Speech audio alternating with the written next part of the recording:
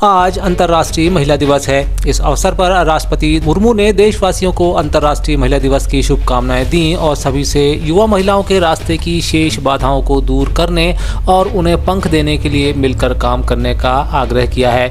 इस मौके पर उन्होंने सोशल मीडिया मंच एक्स पर लिखा, महिला दिवस पर सभी को मेरी शुभकामनाएं। यह नारी शक्ति का जश्न मनाने का अवसर है। किसी समाज का विकास उसकी महिलाओं द्वारा की गई प्रगति से मापा जाता है। वहीं महिला दिवस के अवसर पर प्रधानमंत्री नरेंद्र मोदी ने आज भारत मंडपम में पहले राष्ट्रीय रचनाकार पुरस्कार प्रदान किए। भारत मंडपम में आयोजित कार्यक्रम में कथावाचक जया किशोरी को सामाजिक परिवर्तन के लिए सर्वश्रेष्ठ रचनाकार का पुरस्कार दिया गया। इसके अलावा कार्तिका गोविंदासामी को सर्वश्रेष्ठ कहानीकार, गायिका मैथिली ठाकुर को सांस्कृतिक राजदूत ऑफ द ईयर, गौरव चौधरी को टेक श्रेणी में सर्वश्रेष्ठ निर्माता, पसंदीदा यात्रा निर्माता के लिए काम्या जानी को सम्मानित किया गया। इस दौरान प्रधानमंत्री मोदी ने कहा, यह पहला ऐसा अवार्ड है जो शायद आने वाले दिनों में बहुत प्रमुख स्थान लेने वाला है। ये इस नए युग को ऊर्जा से भर रहा है।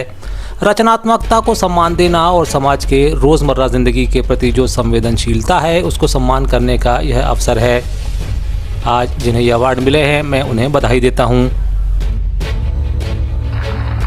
चलिए, आपने लोगों को आध्यात्मिक दुनिया की तरफ बड़ी आधुनिक तरीके से रुचि फैलाई है। बहुत बहुत धन्यवाद। बताइए कुछ। जी, मैं कथाकार हूँ, श्रीमद् भागवतम करती हूँ और गीता जी के ऊपर बातें करती हूँ, क्योंकि मेरा बचपन इन्हीं चीज़ों से गुजरा है और जो बदलाव मुझ में आया है, चाहे शांति, सुकून, खुशी, हर चीज़ को लेकर।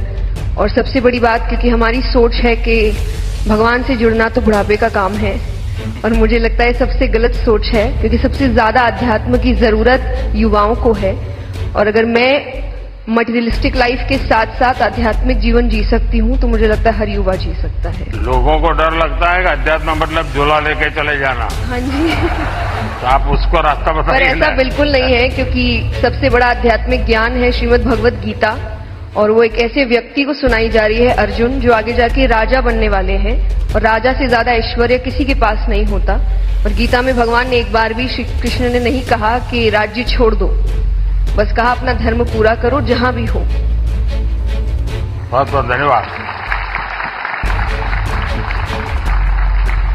And now the most impactful ये पहला ऐसा अवार्ड है जो शायद आने वाले दिनों में बहुत प्रमुख स्थान लेने वाला है।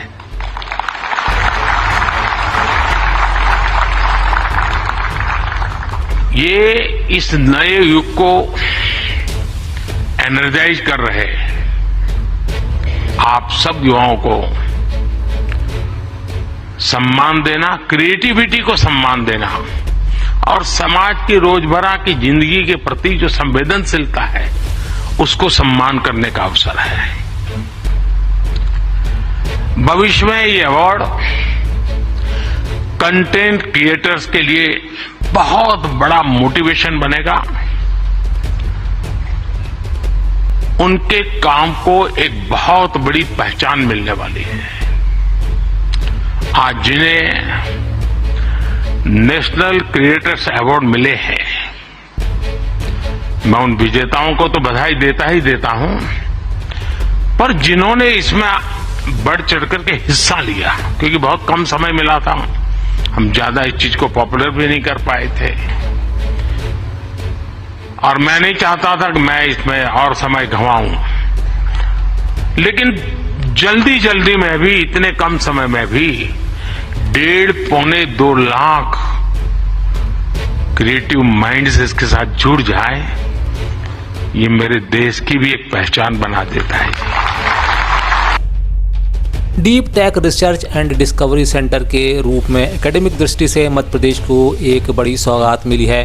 केंद्रीय मंत्री धर्मेंद्र प्रधान और मुख्यमंत्री मोहन यादव की मौजूदगी में IIT इंदौर के सहयोग से deep tech research and discovery centre का उद्घाटन किया गया। कार्यक्रम में केंद्रीय मंत्री वर्चुअल माध्यम से मौजूद रहे।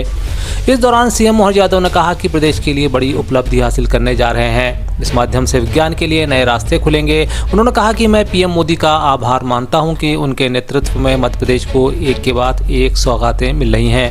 IIT इंदौर द्वारा उज्जैन में डीप टेक रिसर्च इंस्टीट्यूशन का एक तरह से 3 लेबोरेटरी का शुभारंभ किया गया और हमने पूर्व में मध्य प्रदेश सरकार और भारत सरकार ने जो MOU किया है कि IIT का ये रिसर्च सेंटर अपने आप में बड़ा सेंटर बने, जिसके माध्यम से पूरे प्रदेश को सौगात मिलेगी, देश के लिए बड़ी सौगात रहेगी।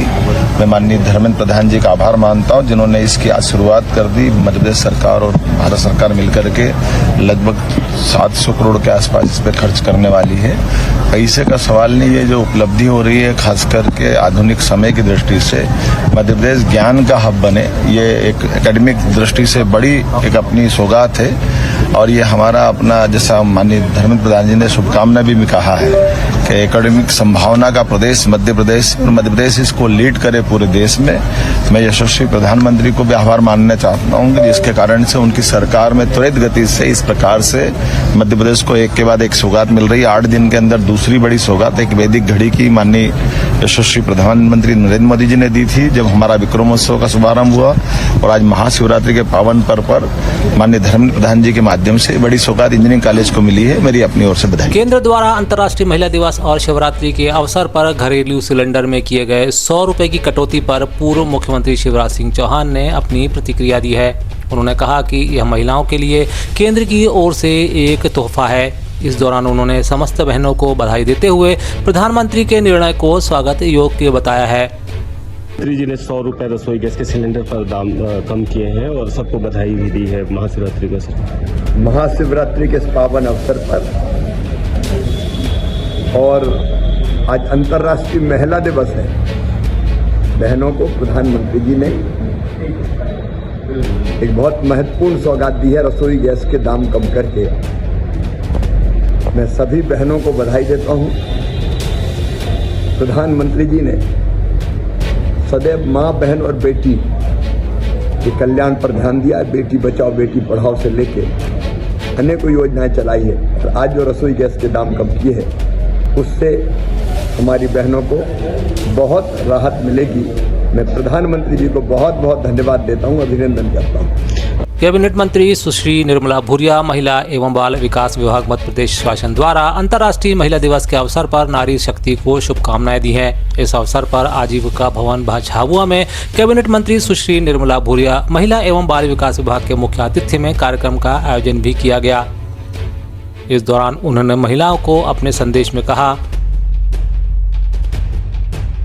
योजनाएं बनाने का काम कर रहे हैं और उनको किस तरह से स्वावलंबी हम लोग बना सके, आत्मनिर्भर बना सके, इस और हमारा ध्यान है। और हर वर्ग के लिए और हर उसके लिए कई तरह की योजनाएं बनाने का काम कर रहे हैं। मैं सभी बहनों से यही कहना चाहूँगी कि इस महिला दिवस पे सभी उसको खुशियों के रूप में मनाएं, सभी सेलिब्रेट करें और अच्छे से मनाएं और जो वो चाहती हैं वो करें अच्छे से, अपने परिवार का और सभी का ध्यान रखते हुए अच्छे से इस दिवस को मनाएं।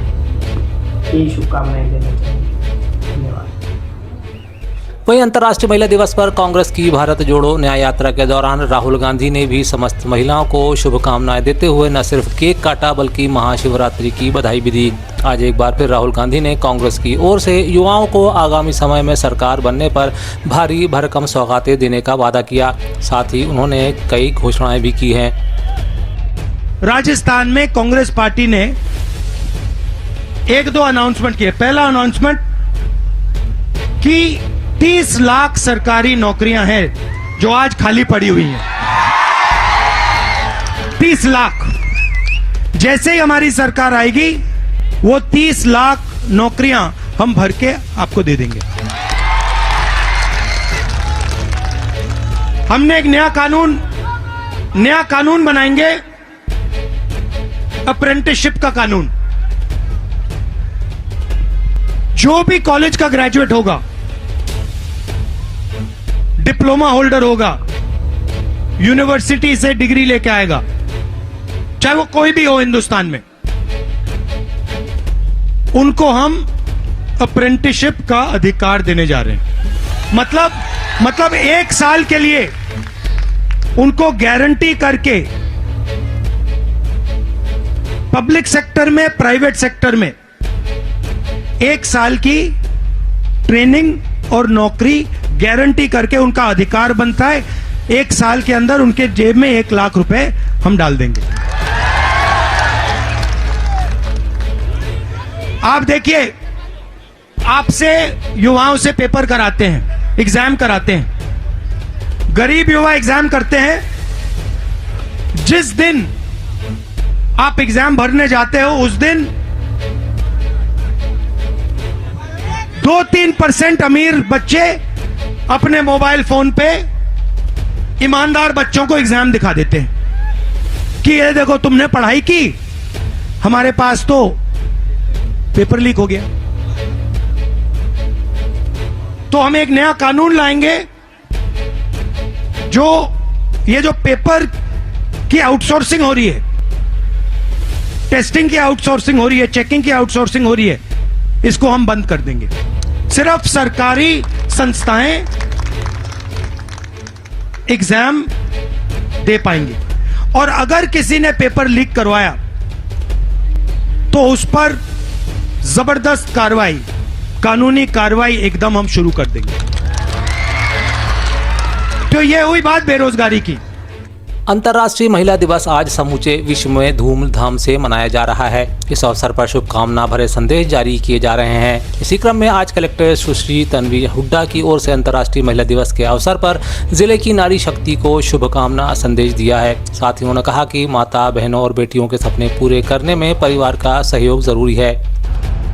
नमस्कार, मैं तन्वी हुड्डा, कलेक्टर झाबुआ।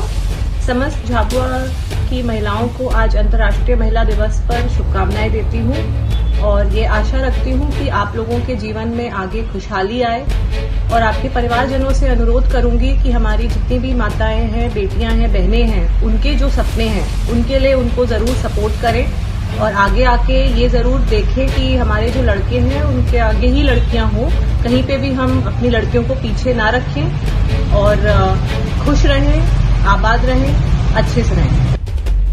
इसी क्रम में आज अलग अलग क्षेत्रों से जुड़ी प्रसिद्ध और सफल महिला हस्तियों ने भी न सिर्फ बधाई संदेश दिए हैं बल्कि आगामी लोकसभा चुनाव को लेकर भी संदेश जारी किया है। आज अंतर्राष्ट्रीय महिला दिवस है और महिला होने के नाते हमारे कई अधिकार, कर्तव्य और जिम्मेदारियां हैं।